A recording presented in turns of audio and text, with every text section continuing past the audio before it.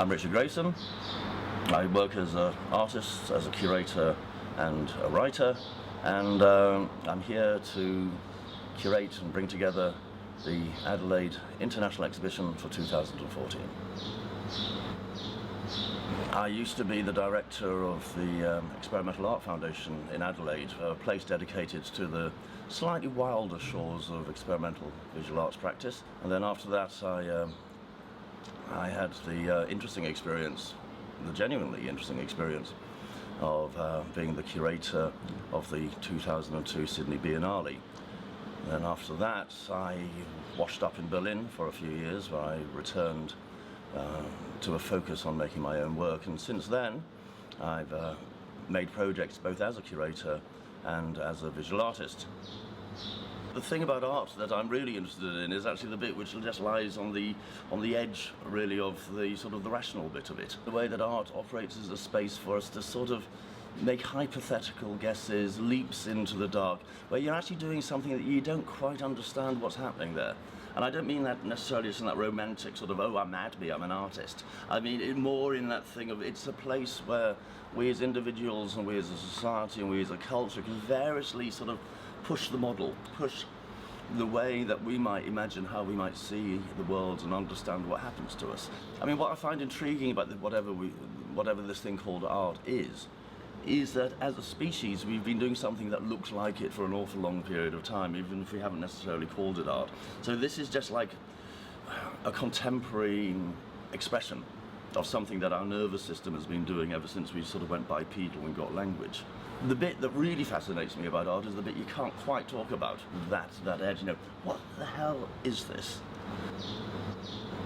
Each one of these events that you're going to go into are going to take you into a sort of world, into a slightly different world. You're going to experience either a biggish body of work by somebody that describes the world that that artist is mapping or describing, or the edge that they're trying to push, and then you're going to leave there, then you're going to sort of walk into another world. So hopefully it's going to be a series of immersive experiences.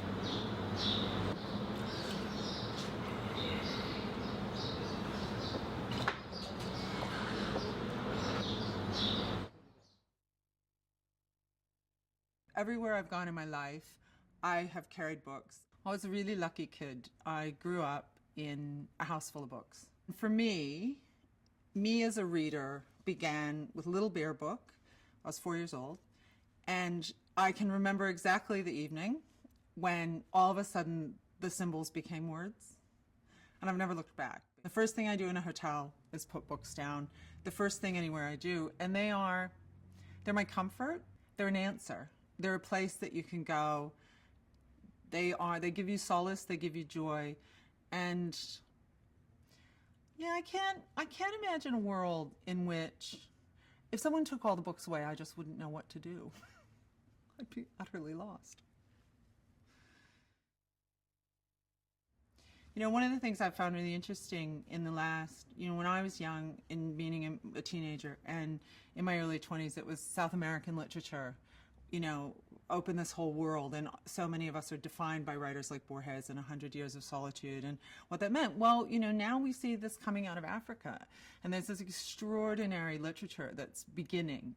And part of that is a result of the end of civil wars, because you do need peace. Unfortunately, for literacy, they do tend to go together. But part of what we're seeing is the birth of a new literature.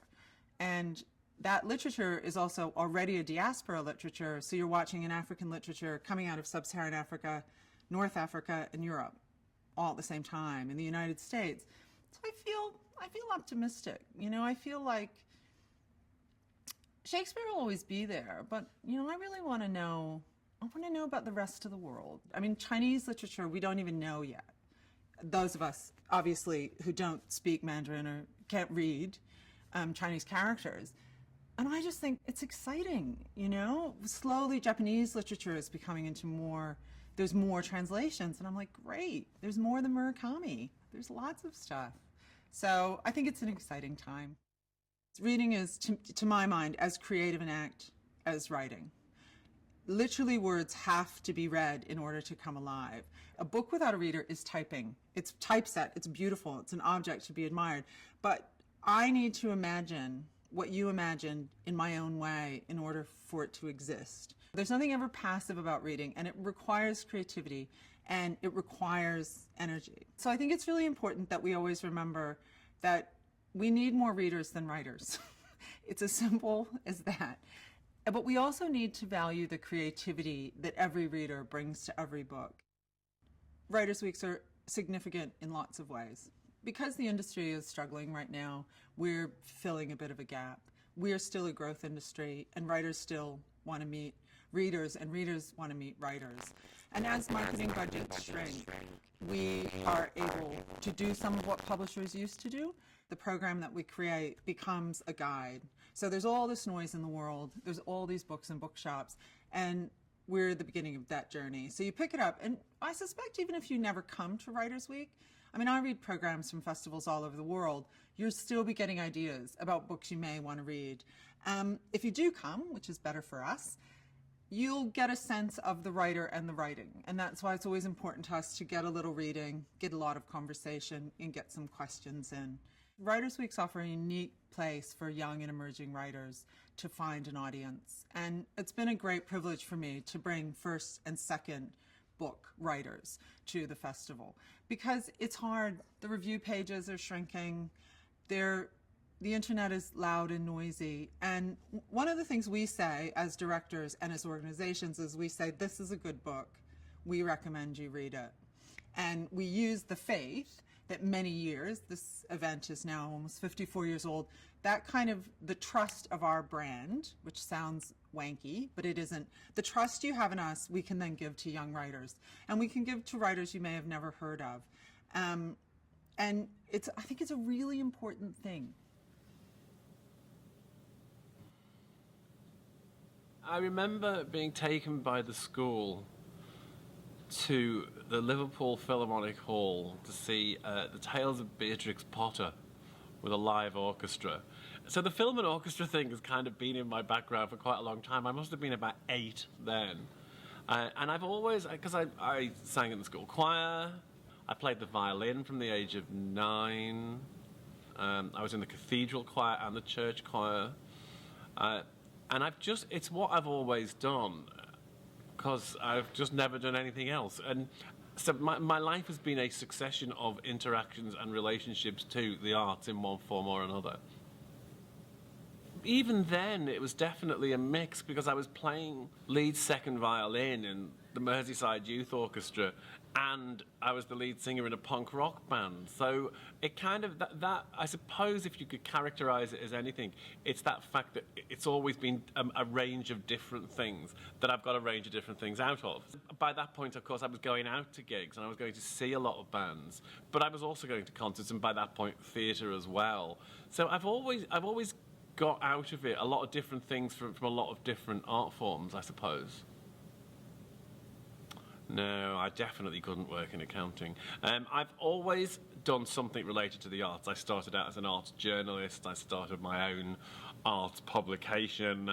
I then went into working in theatre. I then was working in music. So I don't think, at this point, I think it's too late to retrain into a proper job.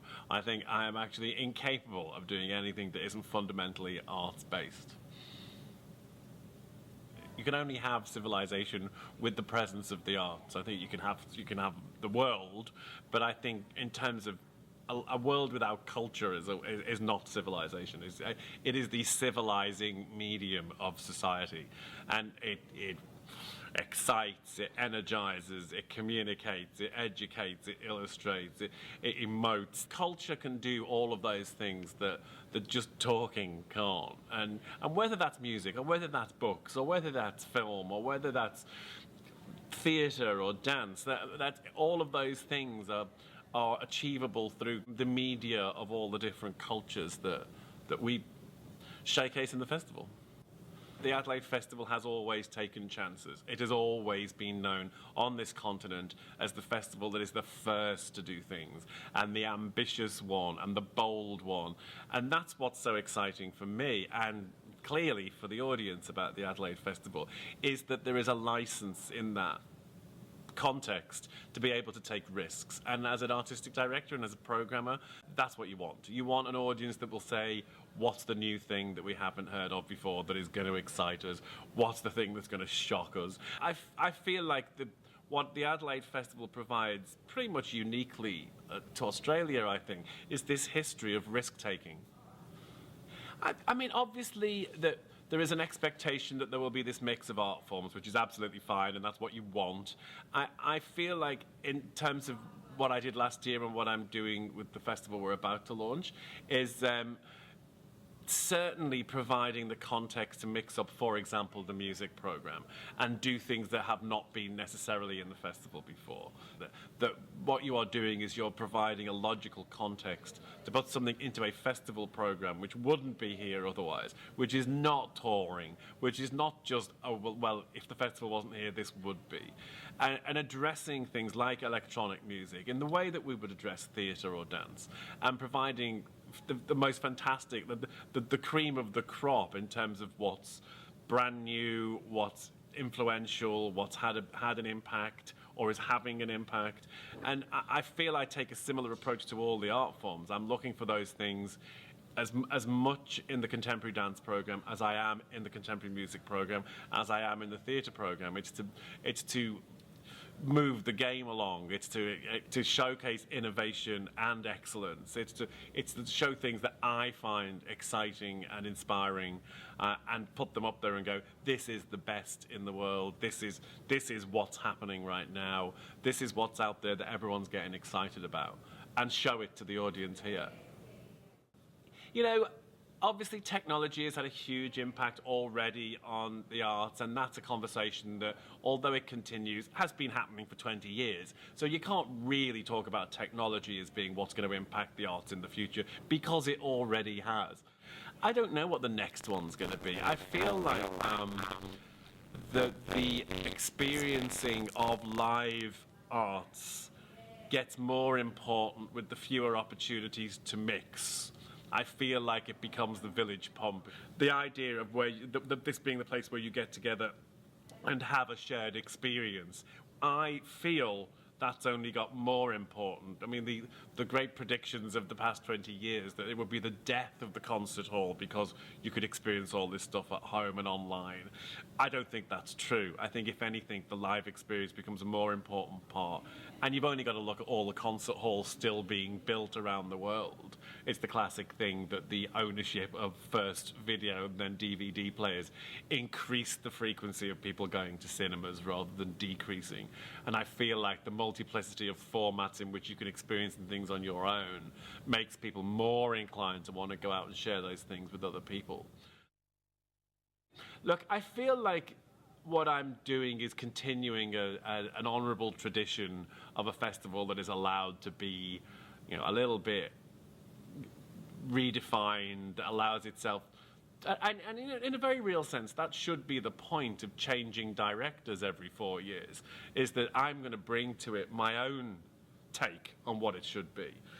And that means it will always have that background of a mix of new music and what I regard to be the very best in contemporary dance. When I sit in a theatre and go, I have never seen anything like this before and I think it's fantastic, that's the experience I am looking for, and that's the experience I want to share with the audiences and go, you really have to see this. I mean, they really have to see Roman Tragedies. You should not miss. It's one of the best nights I've ever spent in a theatre in my life. So what I'm doing is going, trust me, you will like this. And I'm excited about Richard's visual arts program and Nick's visual arts program. And I think it's great to have such top-line visual arts curators coming in and inputting work at the same kind of standard in galleries that we're putting into theatres and concert halls. Similarly with Laura, that's right up to the moment of what's going on in the written word. I mean, we have the youngest ever Booker Prize winner who we had before she won the prize, and it's absolutely of the moment. There's a lot of new work in there, a lot of new names. So it's brilliant to have such a kind of consistently fresh approach to the whole festival.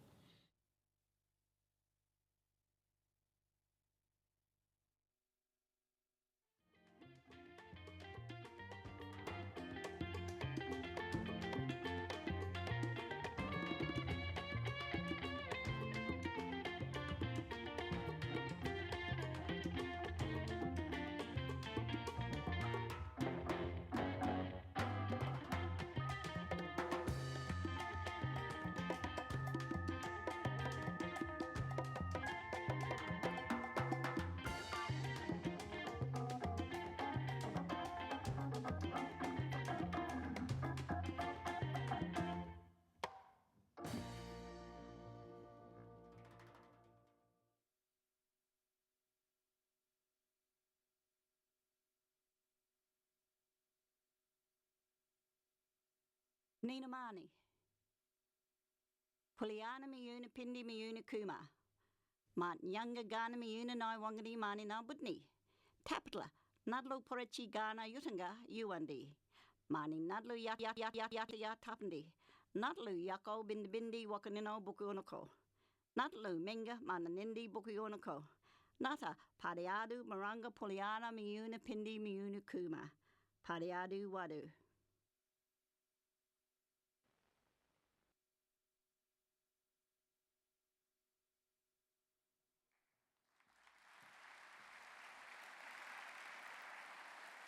Good evening, everyone.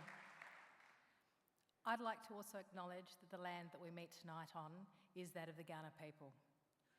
At the Adelaide Festival, we take seriously our acknowledgement of the custodial and spiritual relationship between this land and the Kaurna people today. The Honourable Premier of South Australia, Jay Weatherill, Minister for the Arts. The Honourable Chloe Fox, Minister Assisting the Minister for the Arts. The Honourable Leon Bicknell, Minister for Tourism. Mr Stephen Marshall, Leader of the Opposition. Ms Vicky Chapman, the Deputy Leader of the Liberal Party. The Honourable David Ridgway, Shadow Minister for Tourism. Attending Adelaide City Councillors, Councillor Llewellyn Smith, representing the Lord's Mayor tonight. Councillor Malani, Councillor Wilkinson, Councillor Williamson. Mr Richard Ryan, Chair of our Board and Festival Board members, Adelaide Festival partners, angels, friends, patrons and festival guests. Welcome to the 2014 Festival Program launch, and we are thrilled that you could join us this evening, and we're thrilled to be able to share with you the ideas and thoughts that we've been working on for a very long time. A special welcome also to the members of our deaf and sight-impaired communities with whom we've developed a very special relationship, and we thank them for their support over many festivals. And also, for the first time tonight, we are live streaming this launch. So I'm very proud to welcome all of our supporters who are watching on a screen anywhere in the world. This is an exciting time for the Adelaide Festival. Considered by many one of the most prestigious festivals in the world, we've just completed one of our most successful festivals in many, many years that saw an increased economic impact for the state, growth in tourism from people coming to the festival from interstate and overseas, broader new audiences, younger audiences, events that captivated the city, and broad public and critical acclaim across the entire program. We successfully targeted younger and new audiences, especially first-time attendees. But we are not content to sit back and just enjoy the laurels of past successes. It is our plans for the next few years, building upon the recent successes this year, which excite us as we extend and broaden our reach nationally and internationally as a festival at the very pinnacle of international festivals around the world. As many of you will know, having heard me speak before, I'm incredibly passionate about this state, and I'm incredibly passionate about this festival. As a South Australian, I'm incredibly proud that we have a festival of this standing in the city, and it is the next few years that we think will be crucial to us in maintaining and developing this status further. And it is you, our supporters and our friends, who help us to strive to achieve the success in artistic leadership and international acclaim. So never underestimate the power that you have in our successes, because we need each and every one of you to enable us to bring the very best on offer to Adelaide each and every year. I would be remiss if I did not mention how much we value our corporate supporters who provide us with crucial support, and we have 34 individual corporate supporters. But I'd also like to draw specific attention to individuals who join us as our friends, angels and patrons, because for me, it is this base from which we will grow and flourish, and how we will meet the new challenges and keep at the forefront of festivals around the world and everything that we need to achieve in future years. So thank you to all of you out there who have already signed up. And for those of you who might still be considering, please come and join us, jump on board, because your contribution really makes a difference. Some very quick personal thank yous before I step aside, because you're all here to hear David unleash his program tonight, and I'm very much the warm-up act. But I'd like to offer my personal thank you to all of our board members who offer a lot of time and expertise to support and assist us. To Laura Crouch, Richard Grayson, and of course David Sefton, thank you for the daily passion and inspiration. You provide the highest level of artistic vision that I could ask for as a CEO. And most importantly, to every single staff member who works on this festival. You're the engine room of what we deliver. You put the flesh on the bones of our ideas, and you make the magic happen. We really could not create what we create without them as well. They are exceptional, and I thank them. We are lucky to have every single one of them working with us. But let's move on. I'd like to welcome now to the stage the chair of our Adelaide Festival Board, Mr. Richard Ryan, and I'll see you in March.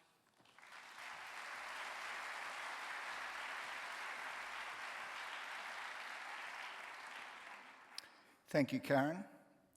Festival guests, since its inception in 1960, the Adelaide Festival has always sought to showcase outstanding, sometimes bold, and very often inspirational arts events from around the world.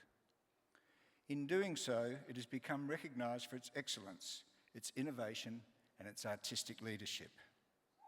And inevitably, over that time, it's also come to occupy a unique place in the social, cultural, and economic landscape of South Australia. It's a central platform of the state's reputation and international identity. With this in mind, in 2012, the state government committed to fund the Adelaide Festival on an annual basis, a complex undertaking for an arts event of the size, scale, and as multifaceted as our festival. I must acknowledge our government partners, the Government of South Australia through Arts SA and the Adelaide City Council. Now in its second annual delivery, the addition of the Adelaide Festival to South Australia's annual calendar of events was a brave one, and one which affirms South Australia's commitment to the arts and arts excellence. As you all will know, ensuring that we remain at the very pinnacle of festivals internationally costs a substantial amount of money, and we are grateful to receive significant assistance through our many generous partners. We acknowledge the generous partnership of our 2014 major partners, Bendigo and Adelaide Bank, The Advertiser, Channel 7 and the ABC. I'm particularly pleased to welcome on board Qantas, an unconscious joke I must admit, joining our existing airline supporter Emirates, as well as Volvo through Solitaire Automotive, Specialised Legal Practice Lipman Karras and Jolly's Boathouse.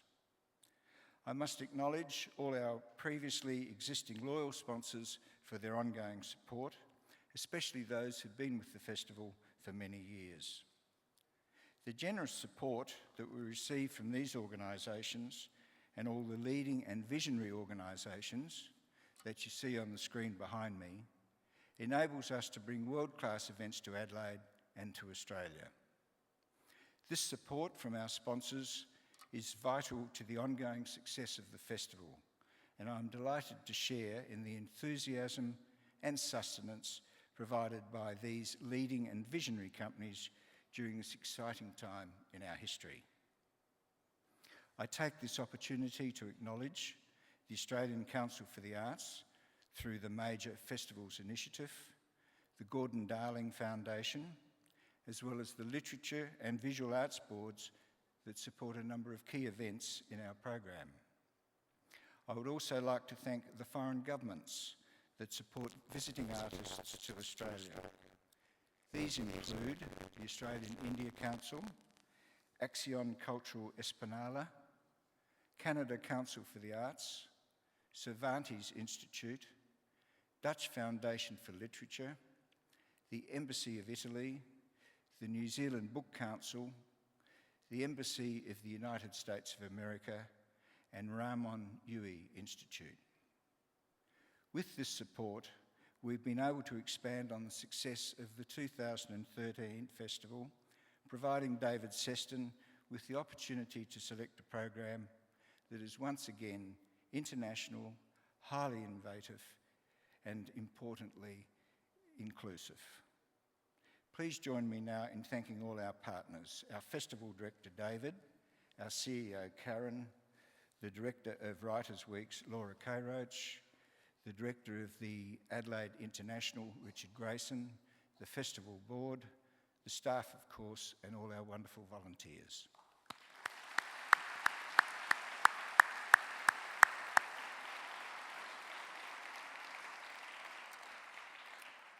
And now it's my pleasure to invite to the stage the Premier of South Australia, the Honourable Jay Weatherill.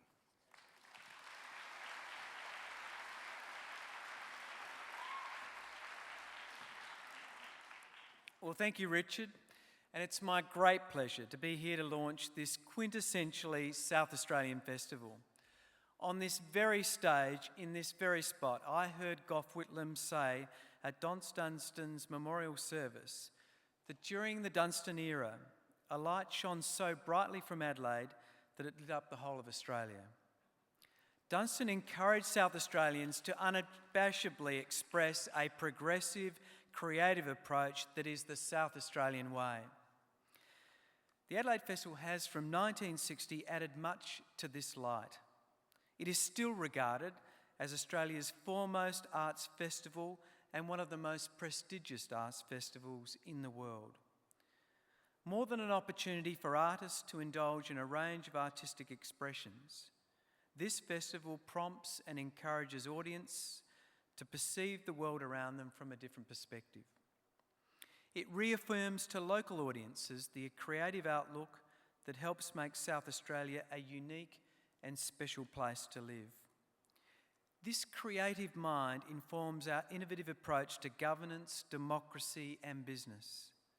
And the festival promotes to visitors a positive and forward-looking image of South Australia. It enhances the state's reputation and creates a flourishing environment for vibrancy. It also has a direct and positive impact on the state's economy. Festivals are a unique time when you can be a little more adventurous, and I encourage everyone present to try something new. It invites participation. Indeed, the former Premier, Don Dunstan, actually did participate in many artistic pursuits, famously with actor Keith Michelle, but I can rest assured that I will not be following in his footsteps. The Adelaide Festival is a fully curated event, so that every selection in this year's program has been wonderfully crafted by Artistic Director David Sefton. And I want to congratulate David for this program that will put the festival at the forefront of international arts festivals in the country. From Friday 28th of February 2014, the Adelaide Festival will delight and engage audiences with the very best that the world has to offer in arts and entertainment over a full 17 days. The 2014 Adelaide Festival incorporates the Writers' Week, the only literary festival of its type in Australia which has remained predominantly free to the public, as well as the biennially presented Visual Arts Festival. Adelaide International, curated in 2014 by that wonderful artist Richard Grayson. A wide variety of artistic mediums are therefore available to suit every possible taste. Such a program begs the public to engage. Festivals give communities the opportunity to celebrate, to expand their understanding of the world and different cultures locally, nationally and internationally. I've had the opportunity to view the program, and 2014 promises to be one of the most exciting and extensive festivals that we've ever seen on offer. Over 900 artists will participate in over 50 separate events and over 150 performances. Of those, 29 events are exclusives. You'll not be able to see them anywhere else in this country. The program also reflects South Australia's inclusive attitude to the arts. The Adelaide Festival will further its award-winning access program that provides everyone the opportunity to attend and to participate in festival events.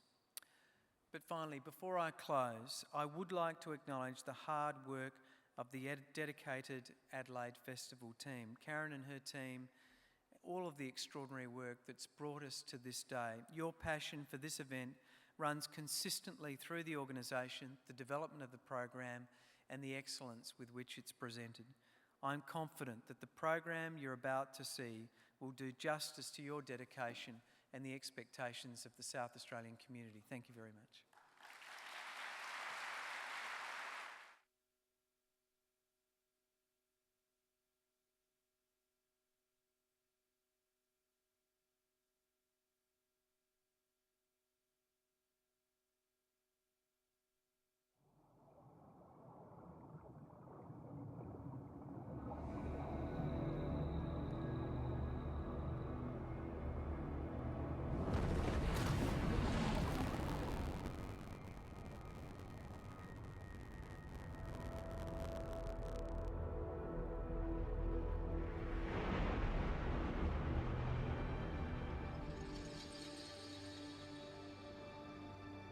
The Ediacara Hills. Here lie animals whose body plans are fundamentally the same as those of almost all animals alive today, including us. And about 550 million years ago, their differently organized bodies gave them something quite new: mobility. Once you start to move, you develop a front end, and that becomes your head. And you also, by definition, have a back end, and in between, segments on which you can add appendages. On that basic pattern, you can add further features. On the front end, that's where you need sense organs, eyes, feelers. On the appendages, you can modify them to be hooks and claws, which help you catch things. And at the back end, there will be a paw from which you excrete the waste products. And that is the basic body plan of almost all the animals that are alive on Earth today. How was it that animals had suddenly become so complex? The Ediacara Hills may hold the evidence for an answer to that question.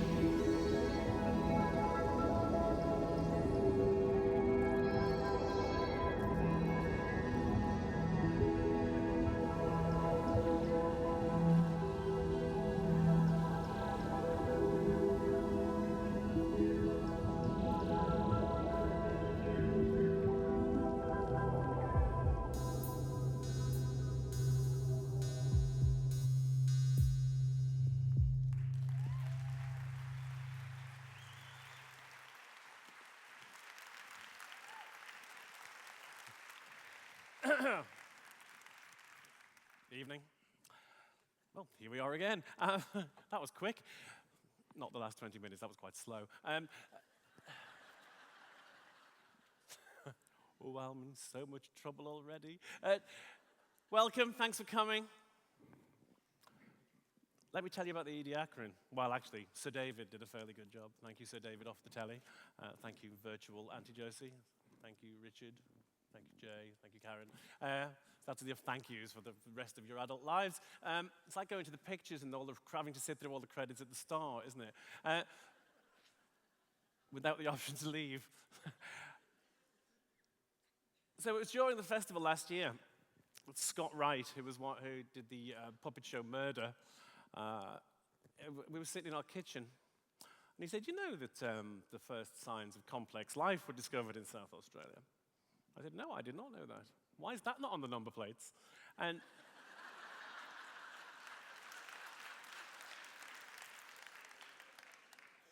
so I put it on the poster. It is something we should be rightly proud of, and it's been fantastic. It's been great because we went to the obvious source. We went to the museum and talked to the experts, and have had a fantastic journey coming up with the design. which is based on Ernst Haeckel's Art Forms in Nature. I'm sure you already knew that there. And it's one of those things that it's quintessentially South Australian, and there's a lot of, I feel there's a lot to celebrate about South Australia. You just don't do it very often. So, be proud. Anyway, I was very happy with last year. It went great. Thank you for coming to all those shows. It was a great success. But I'm even more excited about the coming festival, which I will continue to say every year, obviously. But right now, 2014 is the best festival I've ever produced. And I stand by that until next year. It's great. One of the overwhelming things I kept getting back off people, so it's all your fault. People kept saying to me, what is it that's going to shock me? What is it that's going to challenge me? What's the thing I haven't heard of that I'm going to love? So you're going to get shocked, you're going to get challenged, and there's going to be loads of stuff you've never heard of.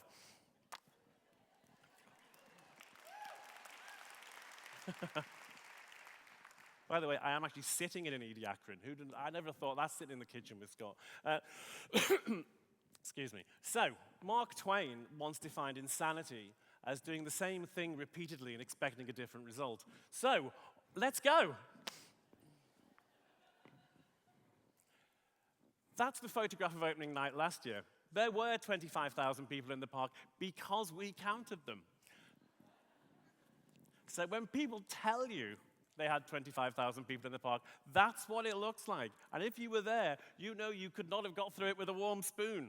You'd never have got a dragon with loads of school children through there. Just saying.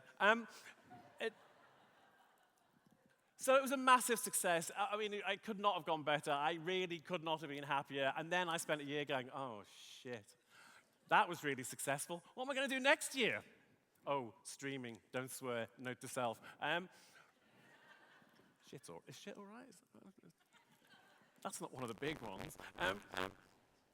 Anyway, so I decided we wouldn't get down to the intellectual stuff until, slightly later. We'd just have a huge party.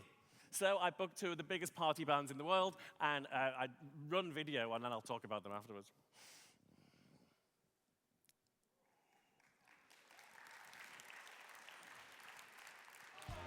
Let's make this world a brighter day for you.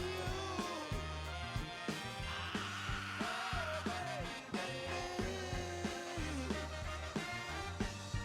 on, baby. Come on.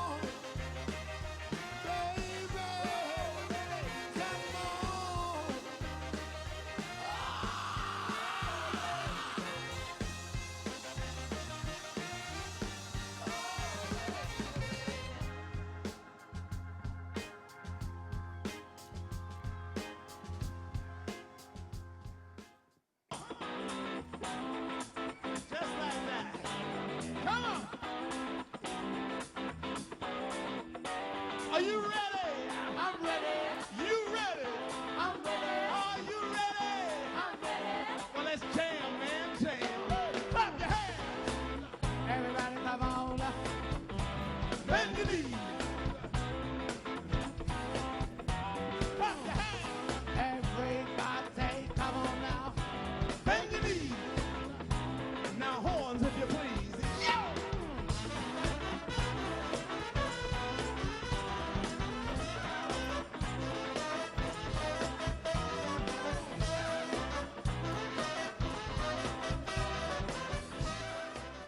So Charles Bradley was like the monster hit of Barrio in 2012, just one of the best live acts of that festival.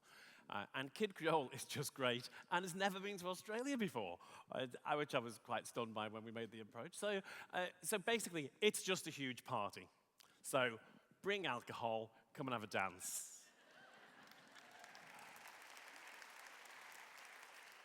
Oh, and by the way, the good news about this evening, it's not just me.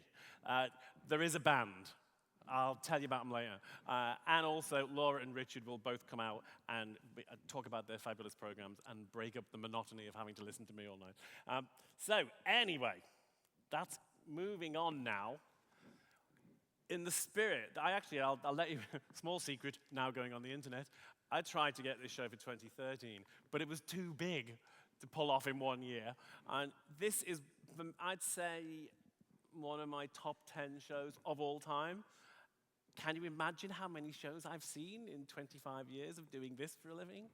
The answer is lots.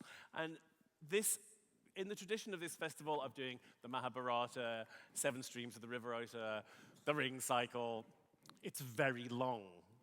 And it's I have a famously short attention span. And this is about 5 and a quarter hours, 5.5 hours. And it'll be on this stage, and so will you if you wish to be, because behind the set, there is a cafe and a bar on this stage. So you can come and buy a drink and sit on a sofa and watch it on the telly. It's about, when I saw it in New York, and the last scene, I should explain, it's the Shakespeare Roman history plays. So it's Coriolanus, Julius Caesar, Antony and Cleopatra. And the last section, which is the last 45 minutes of Antony and Cleopatra, they actually clear everybody from the back and put you all back in your seats. Excuse me. And I remember, I knew that was going to happen. And I remember going, oh my God, 4.5 hours have gone. Now that never happens to me. I'm the one after 25 minutes going, how much more is there? It is, for me, one of the great theatrical experiences I have had in recent years. Do not miss this show. This is the one that in 10 years' time, like they all talk about going to the hills to see the Mahabharata and going to the Thebi to see 7 streams, this is the one. Let's do the film.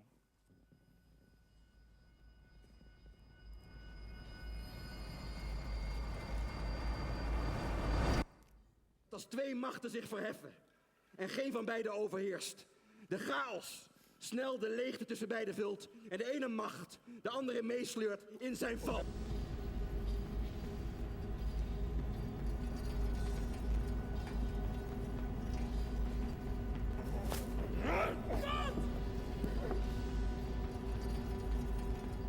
Niet omdat ik minder van Caesar hield, maar omdat ik meer van Rome hield. Ik ben hier om te vertellen wat ik weet.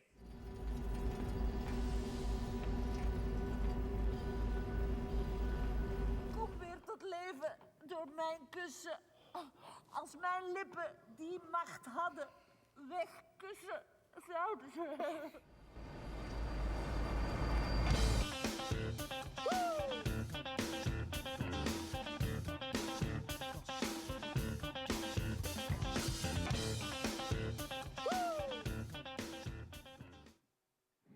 Honestly, it's just great. Just trust me, just go. That's it.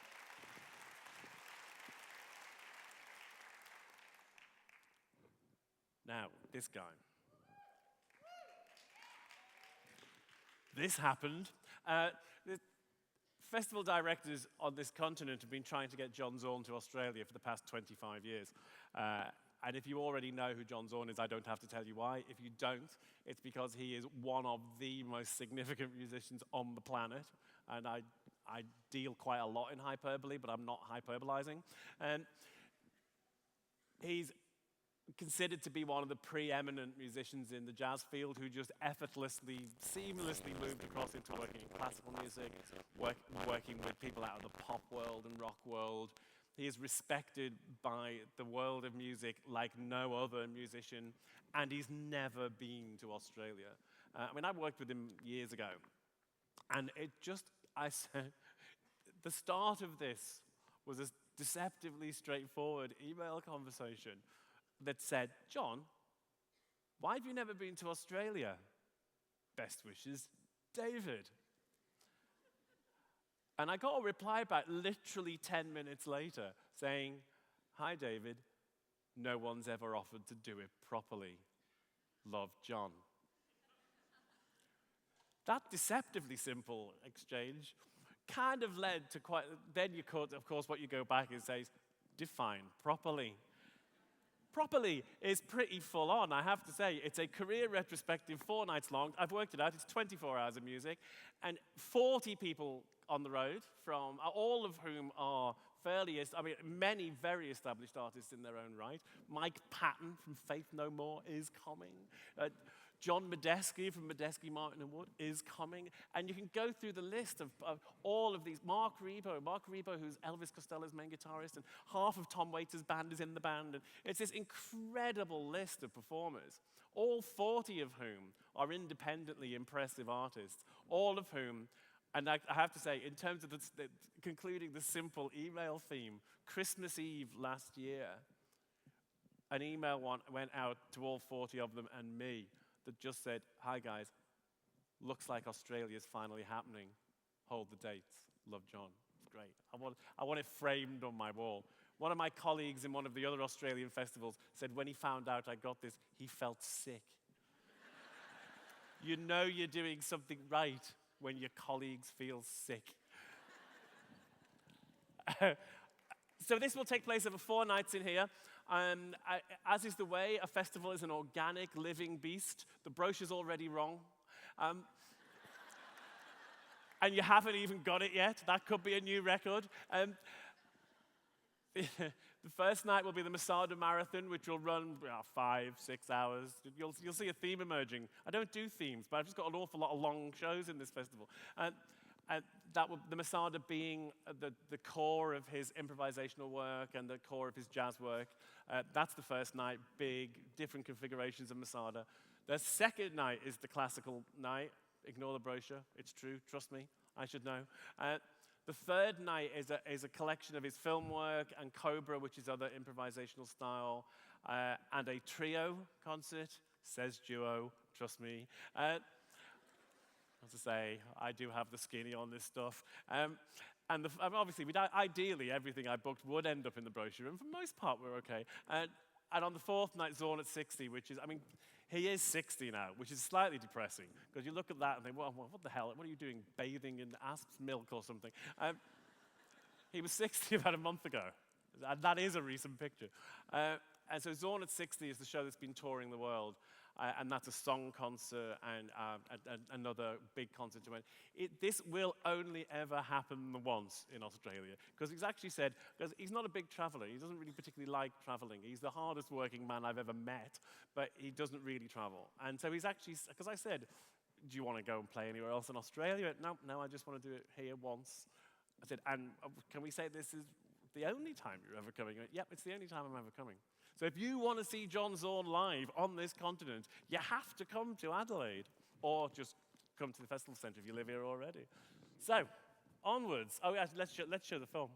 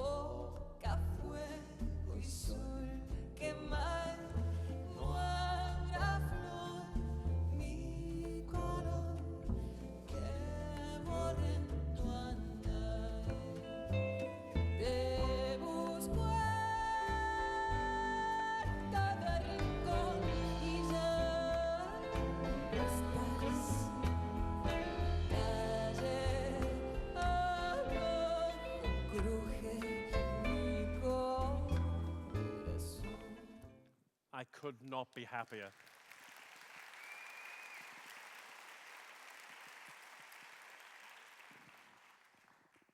And another coup. Matthew Barney, if you already know, as I don't have to explain, but I suppose that goes for everyone, there's only there's a category of radical filmmakers who make these epic films, and there's only really one person in that category. It's Matthew Barney. He made a series of films back in the 90s, probably the 90s, into the 2000s, called The Cremaster Cycle, which was here, I believe, at some point. He stands alone in the field of making these extraordinary, epic, it's another epic, 5¼ hours this time. In my own defense, it was only 4 hours long when I booked it. That's what you get for booking something that isn't finished yet. He goes out and makes these, and when I say he's alone in a field of his own, because this is fundamentally very, very high art and not suitable for families. In the rehearsal, I left myself extremely open by saying, if you ever wanted to know what a talking arsehole looked like, and everyone just laughed. I thought, yeah, that's a straight guy line if ever I heard one. I can wait. Because there is one in the film. But my staff were very mean to me, or about me. So, I mean, this film, Ellen Burstyn, Maggie Gyllenhaal, Paul Giamatti, all these incredibly famous people are in this film, which is sort of, it's themed around Norman Mailer's Ancient Evenings, and he started it as a series of live events, which he filmed. And when he got to the third one, it was going to take years, and so it then became a film. But it's loosely based around ancient Egypt and the collapse of the motor industry in Detroit, obviously. His work is extraordinary in its scale, and hey, hang on a minute, we haven't got to Bathsheba yet. Can you back up, please? You can't back up. I'm being told to move faster, I think. Anyway, Matthew Barney, fantastic. Capri Cinema, they've never seen the like. Don't bring your children. Bathsheba Dance Company, first here in 1996, made their Australian debut. One of the finest dance companies on the planet. Still not hyperbole, if it's true. Okay, roll the film. And I'll try and keep up.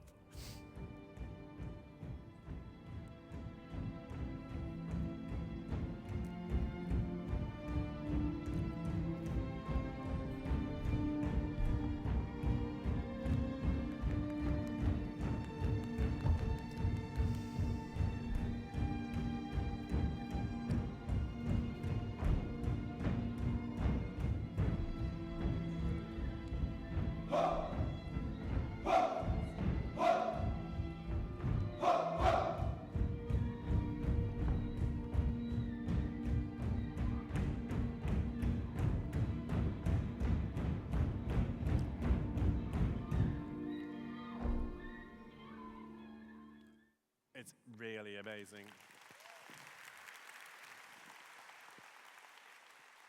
I saw Saturday 21 in Paris, which by coincidence is where I had lunch with the agent manager of the next person in the festival. We can move on now. I've frightened him.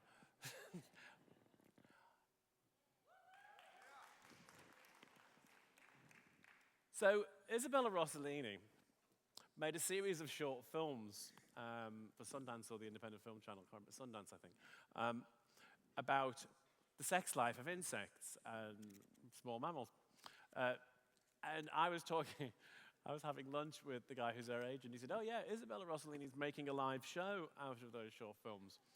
I went, I'm having that. Talk about making an offer you couldn't refuse. So we've got Isabella Rossellini, and the show, they're still making it. It opens in Los Angeles soon, in November. And she's working with Jean-Claude Carrier, who's another extraordinary character who's worked with everyone as a scriptwriter and film person. And this will be, she's become something of an expert on the subject. And when you see all the photos, I know, go figure. I can't wait for this. I have seen most of the shows that appear in my festival, but I'm so looking forward to seeing this one. And it will be in a class of its own. And I am so pleased that we've got her. It's like, we've got Isabella Rossellini. That'll make a few other festival directors sick too, hopefully. All right, speaking of the seven streams of the River Otter, we have Robert Lepage too. Needles and Opium is an early piece by the renowned Canadian director. And if you saw 7 Streams, this is not 7 hours long, by the way. In sharp contrast, and neither is Isabella Rossellini. We're back down to a more manageable length now. Needles and Opium predates 7 Streams, actually, and was one of the 2 pieces, Distant Tectonic Plates, were the pieces that first set the hallmark of his use of technology and his use of actors interacting with technology. And of course, over the course of probably 20 years, the technology's improved massively. So they contacted us and said, wanted to go back, revisit this piece, which is about addiction and its role in the artistic process. And great, it's a lovely show, but because, of course, the technology is so much better now. So it's a complete reinvention of the show. And I mean, I saw the original version, which was fantastic and one of those things you just go, wow, when you see it. And this is a real treat. It's only coming to us, which, you know, we do a fair amount of sharing, but it's quite nice to have the things that only come to you. So it will be a huge hit, this show. All right, on to the first of my vampires. I swear I didn't go around looking for people that appeared in vampire television shows for this festival. But if anyone watches True Blood, this is the Vampire King of Mississippi, all right? Dennis O'Hare, who, you know, before he was the Vampire King of Mississippi, he was a serious stage actor, and still is, did this piece. It's a one-man Iliad, and there's another accidental theme of reinterpretations of classic text, done as a kind of contemporary, gritty New York, downtown. It won a bunch of Obies. It sat off Broadway for ages. It's a fantastic show. There's something extremely compelling about really, really great one-man performances or one-woman performances. And there's a couple in this festival, and it's a captivating work. I do recommend it to your attention.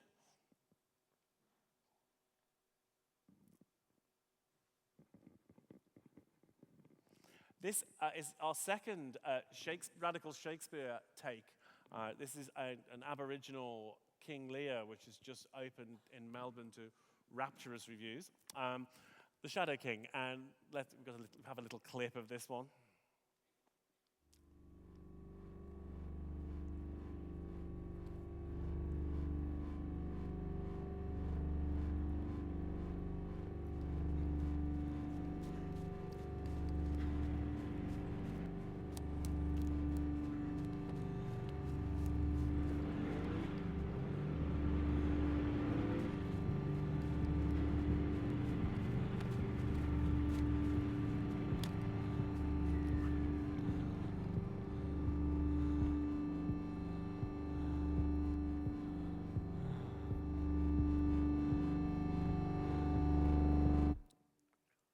It's a great version. It's you kind of figure it's a play about land. It's kind of surprising it hasn't been done before. It's really hard, gritty work, which I think I'm really looking forward to having here. Now, I also feel very strongly that when you have something good on your doorstep, you should make a song and dance about it. And what we have on our doorstep is Windmill Theatre, who are one of the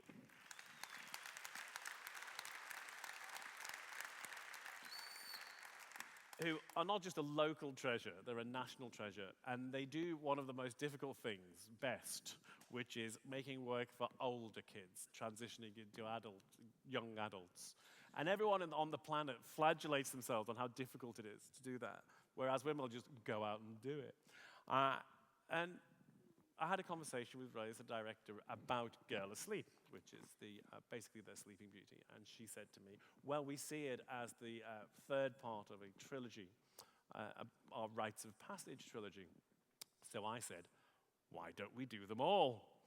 So only here, and only at the Adelaide Festival, the world premiere of Girl Asleep, we will put Fugitive back up, which I've only seen on video and I'm quite excited about. And we'll put School Dance back up as well, which was one of my highlights of the 2012 festival. So the three of those will be in rep through the whole festival, and I just feel it's an entirely deserved commitment to one of our greatest local companies. Run video.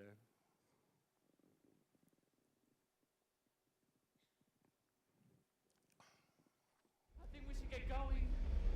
Now!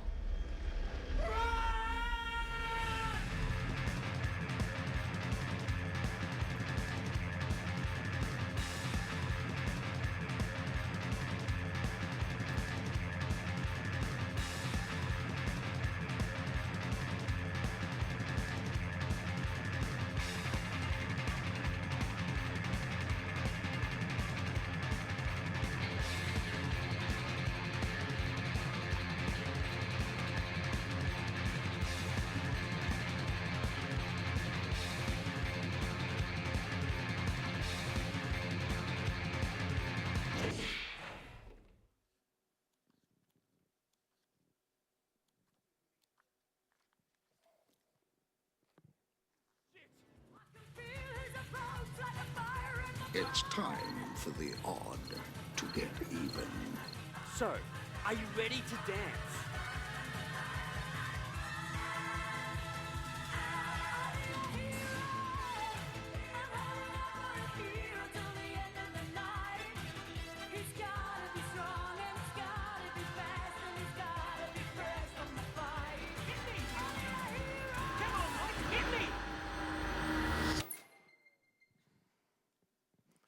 So that's good.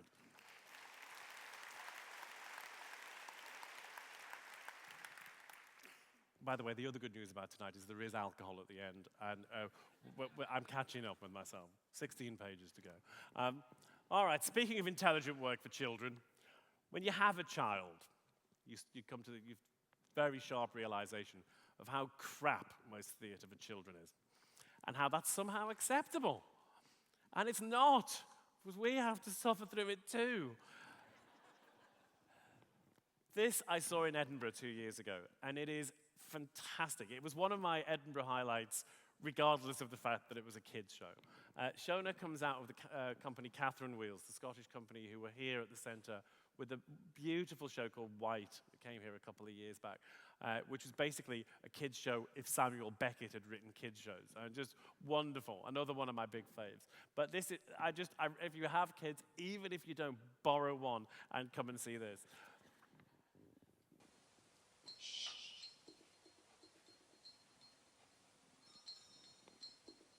Maybe a clue. Missing.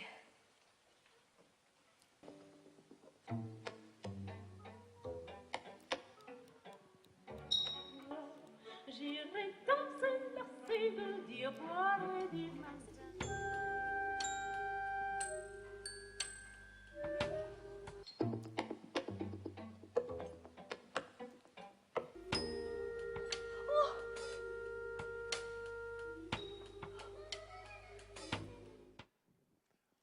And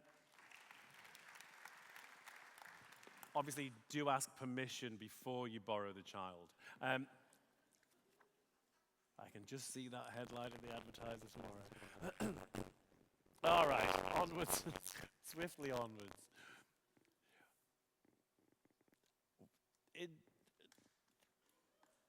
So, Ontgongroot, easy for me to say? No, it isn't. The Belgians that were tying you into wheelchairs last year, or snogging, if you snogged a stranger last year and having bought a festival ticket, it was them. Border Project, another fabulous local treasure.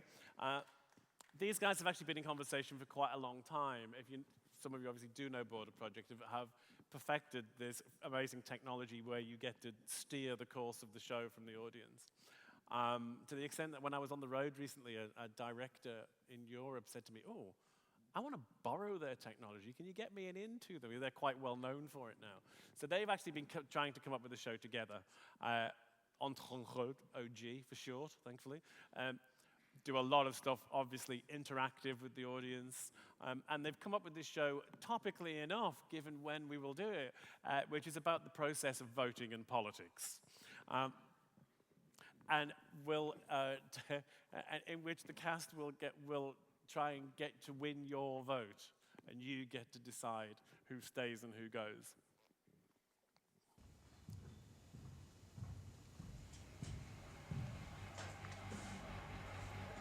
Ladies, gentlemen, lend me your ears.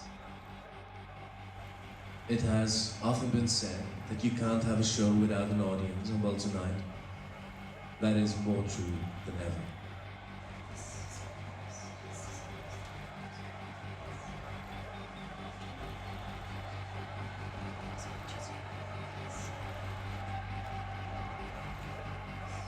Because tonight, we will not only need your eyes, your ears, but at the center of everything will be your voice. Ladies, gentlemen, welcome to Fight Night.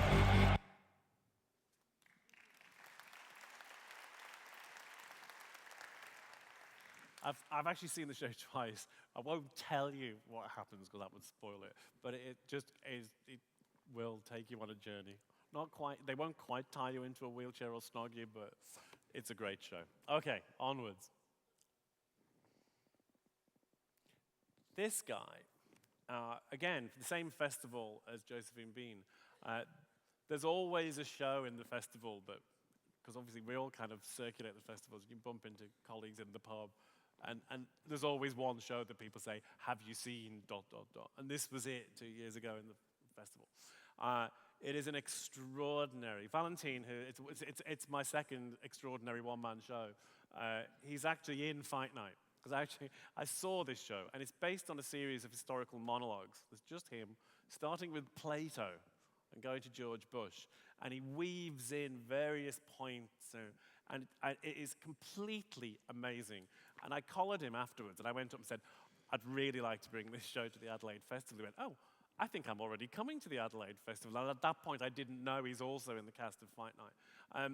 He's an extraordinary artist, and this show is, I just sat there completely blown away, and it's all just him and the table of microphones. There's a bit of clip to demonstrate.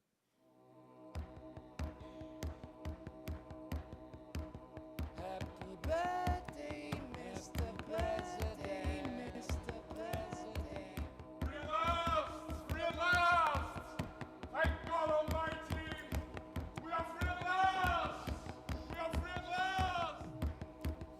I wanna live in America, okay by me in America. Everything's free in America, for a small fee in America. Misschien zijn niet alle moslims terroristen. Maar alle terroristen zijn precies wel moslims. I lost my house. I lost all my cars. But hey, I still got my family. And more important, I still got my spirit.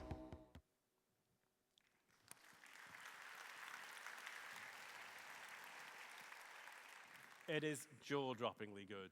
You just sit there going, wow, he's fantastic. All in the original languages, from the Plato on. And I know no one likes a smart ass, but I mean, really, he's pretty impressive. All right, let's keep going. Now, this is an interesting guy. And yes, that is a Kentucky Fried Chicken bucket on his head.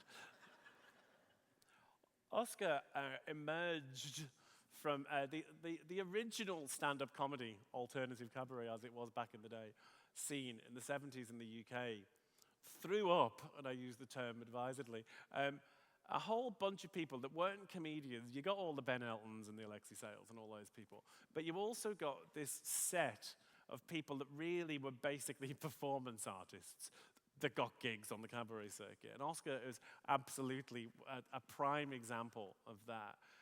And on and off, I've worked with Oscar for, a long time, 20-odd years.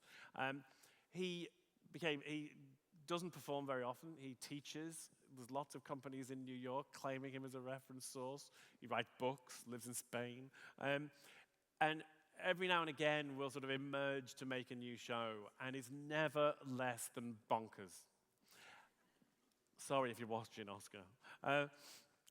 But I mean that in the best possible sense of bonkers. He's one of a kind. He's a unique artist. I hate the word unique. used far too often, but there's only one Oscar McLennan. And we've commissioned the show, and so I'm dying to see how this pans out. But I think actually it will be fascinating. He's a fascinating artist. I have a huge respect for him. All right. Speaking of fascinating nutcases, the self-described most disgusting man in the world. I think we'll leave this to John. Hello, Australia. I'm John Waters, the Pope of Trash, as I have been so humbly called. The Prince of Puke, the Duke of Dirt, the Anal Ambassador. Yep, those are my royal titles. That's me, I hope. No demand that you come see my spoken word act, this filthy world, filthier and dirtier, when I play your fair city. And that's soon. You heard me. Live, in person. Yours truly, ready to turn your ears into garbage cans. Buy a ticket now, or I'll have you killed.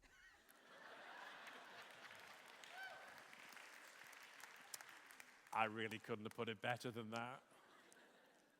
Also, don't bring your children. One of the funniest men on the planet, and just I've worked with him 3 times in the States, and just amazing. I just come, you know already if you know, he's just hilarious. And also an incredibly accomplished film director with an incredible back catalogue. I'm not sure if back catalogue is a word I should be using, but anyway, moving swiftly on. So Xavier Samuel, my second vampire of the night.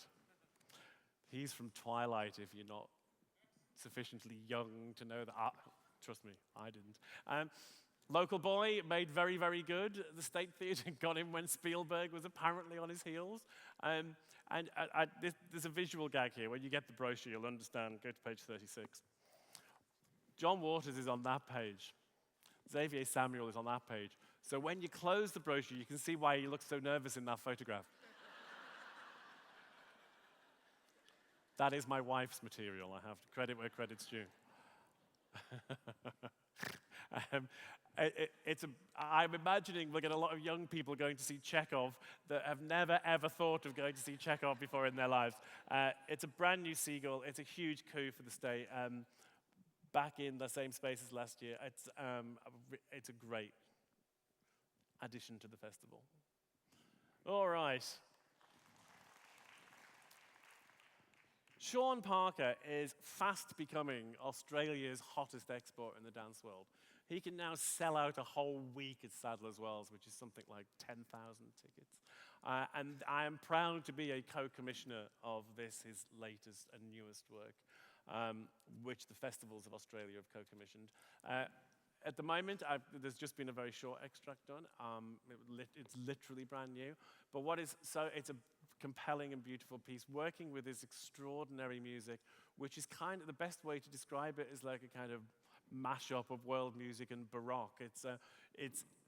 This will be a truly beautiful show. We have a quick clip, very quick.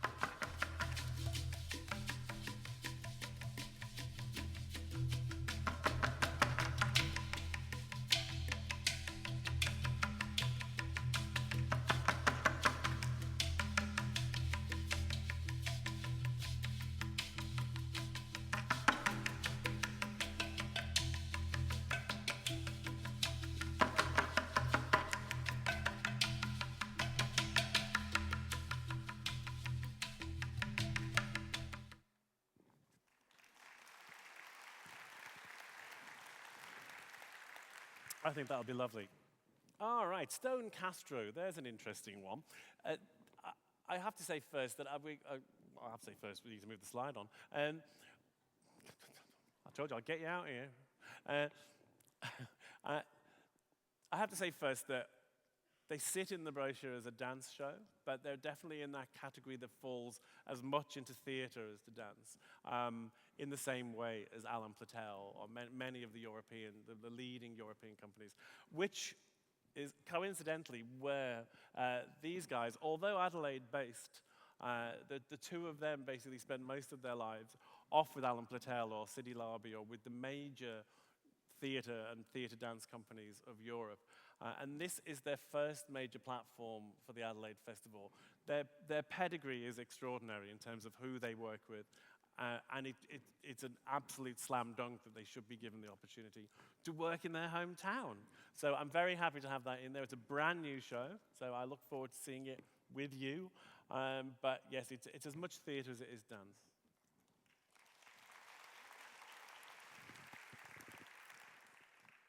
We're doing well. We're up to page 41. All right, Ilan Volkov, this is all Simon Lord's fault.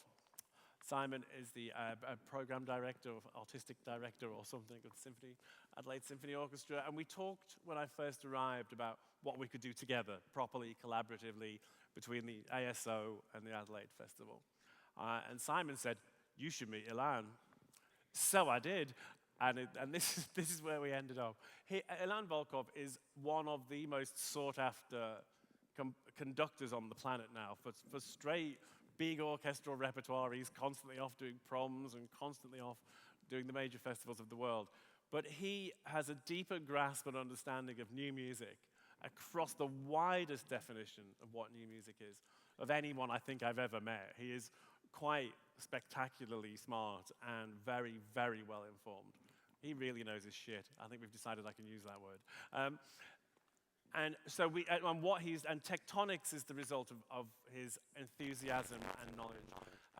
What he does, he goes in and he works with a symphony orchestra on each time on a specific new music program, and this is kind of a festival within a festival. So, for instance, I saw Tectonics in Reykjavik, and he worked with new music that was fundamentally Icelandic, but in the context of other music. He's done it in Tel Aviv, he's done it in Glasgow, which is where he was the BBC Scottish conductor. And so here we will work with new music from Australia. We have world premieres, we have a couple of major commissions for Australian composers, and it's working closely with the symphony on it's a perfect festival collaboration, because there's no way the symphony would be able to do this on the run of their program, and there's no way we'd be able to do it without their involvement. So over 2 days, we'll do 1 day in the Granger, fundamentally with the orchestral program, and then the next day in the Queen's. And there's literally everyone from and ritual is very much the background of Ilan's thinking on this. So that's everything from Xenakis and well-known new music composers right through to somebody like Grave Temple, which is 2/3 of Sono, for those of you who know about these things. So it's right at the edge of basically noise. That's what they call it. But it will take the orchestra into fundamentally uncharted territory for them, which is great, which is what a festival should do. And I'm delighted that Ilan is able to do this. And I think it's a great thing for the festival. So,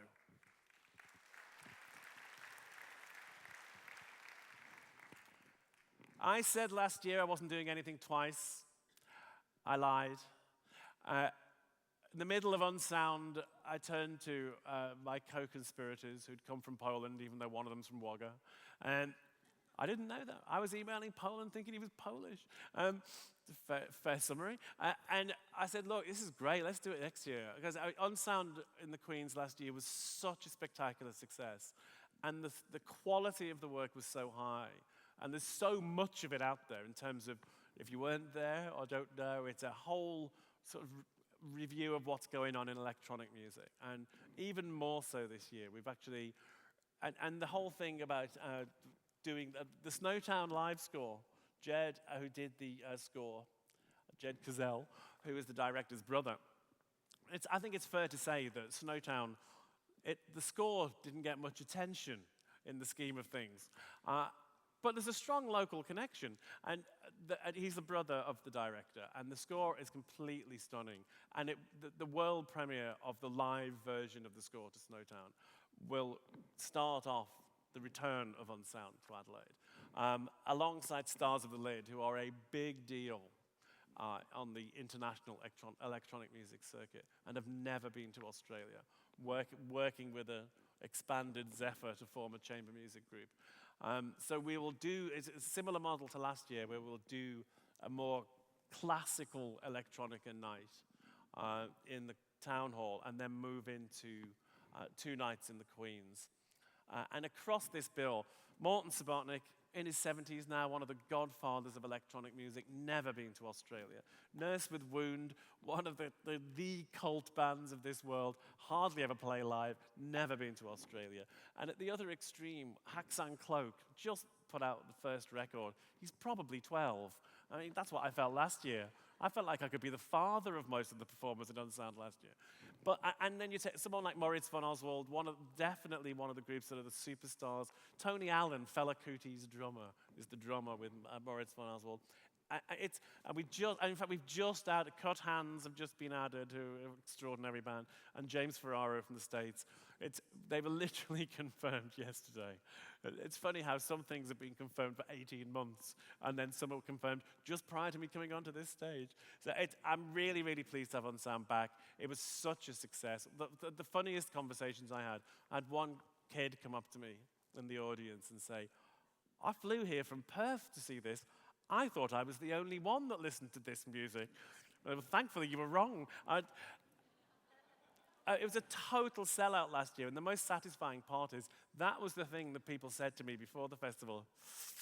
Yeah, electronic music in Adelaide, it isn't going to sell. Yes. It's great to be right once in a while. All right, moving on.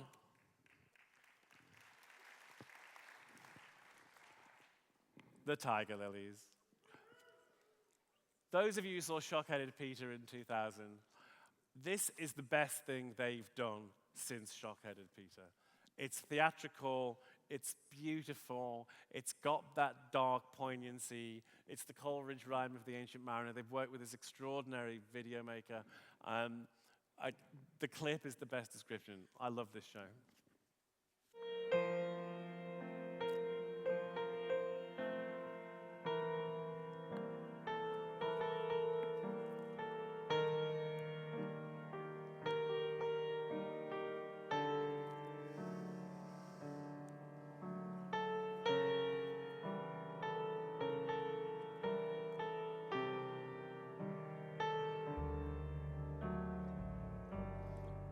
I hear the serpents screaming, know they will win. I see the storm clouds brewing, and I feel an evil wind. And yet I keep on dreaming of calm waters and us free. I know the palace we are building will drown within the sea.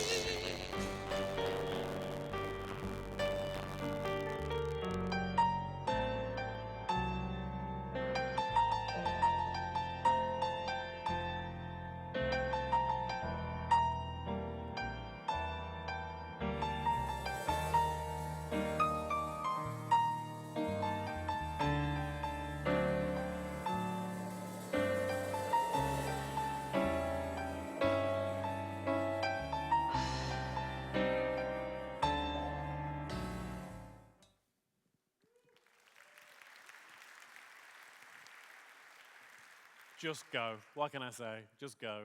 It's such a beautiful show. Okay, right, let's keep this show on the road. Next up, I'm very, very happy that we'll welcome back the Australian String Quartet with a program called Continuum. Very happy about this. They've put together a fantastic program, which at the core of it is one of my favorite pieces of music, which is George Crumb's Black Angels, which is one of the defining contemporary pieces of quartet music. I love the quartet. I love that piece of music. Ask me later and I'll tell you about meeting George Crumb. That was an interesting one. We also will bring the music of Viva offering for next year back, which is the Kellerman Quartet from Hungary. Which I think you'll find when the slide moves, that they are a strangely photogenic string quartet. By which I'm not meaning to disparage the Australian string quartet at all, just to be clear. But the Kellermans are particularly good looking. the men and the women. I'm not being sexist. A very, very happening string quartet at the moment, and really an extraordinary young group. We'll also have 2 late nights in the cathedral with the Adelaide Chamber Singers. Recently voted the world's best small choir, I will have you know, which is fantastic. And over 2 nights in St. Peter's, they'll do the complete motets of J.S. Bach, which is would be lovely. Now, there's only one more show to talk about, which is this one. This is the Black Arm Band. And as you're going to be able to work out fairly quickly as I start talking, the Black Arm Band are here.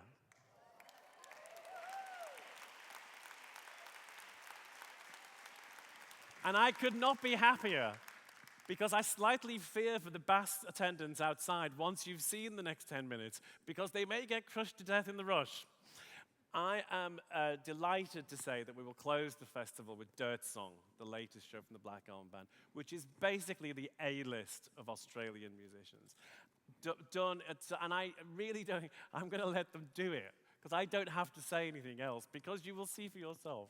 We ran this and all my staff were crying, and in a good way. Not because I'd booked it. Many of you will already know about this band. It is the preeminent ensemble, which is brought together on a project-by-project basis and is able to just bring the cream of not just the musical talent in this country, but for our show, Archie Roach will be here, and Trevor Jamison will be here, and all these will just be part of the lineup. And I'm so delighted that I cannot think of a better way to close the festival. So, I'm off. No one said, yeah, steady on. There's always one. After the Black Arm Band perform, Laura Croach will come on and talk about Writers' Week. Richard Grayson will come on and talk about his visual arts program. In the meanwhile, please let me leave, and then I'll come back on just for a bit, then you can drink.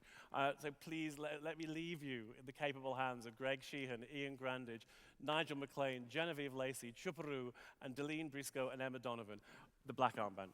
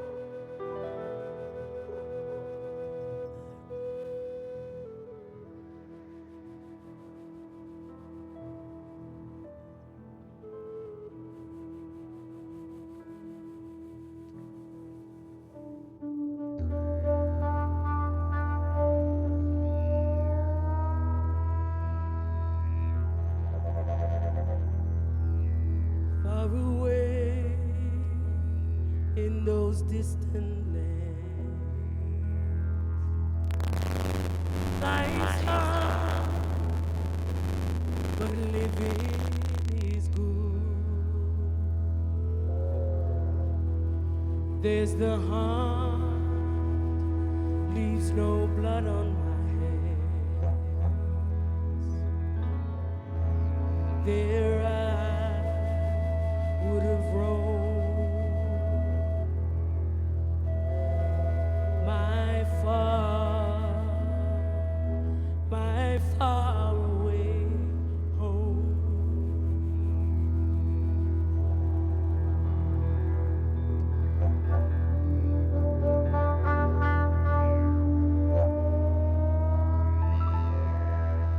Nyumalagu nunggut wadai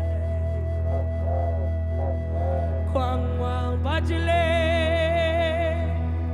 adogoi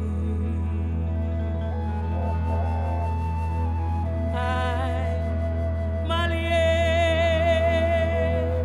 la jogondi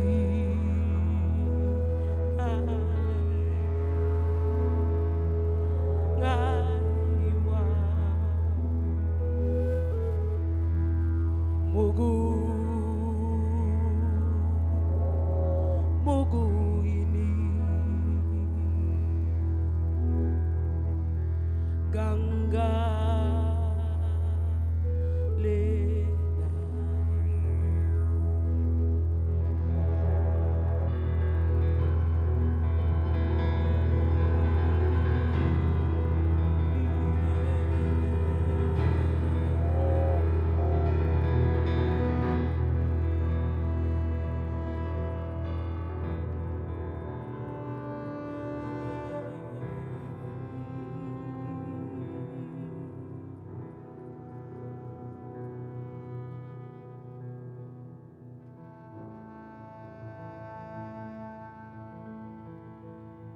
hey hun hey hun hey hun hey hun hey hun hey hun hey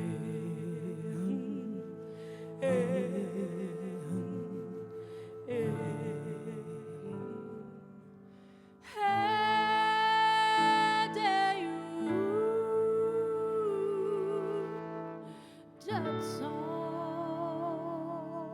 that song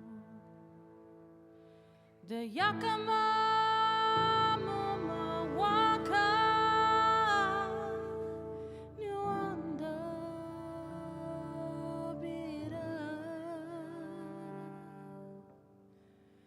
Bapara Banarak Baya Waka Baya Waka Waka Waka Waka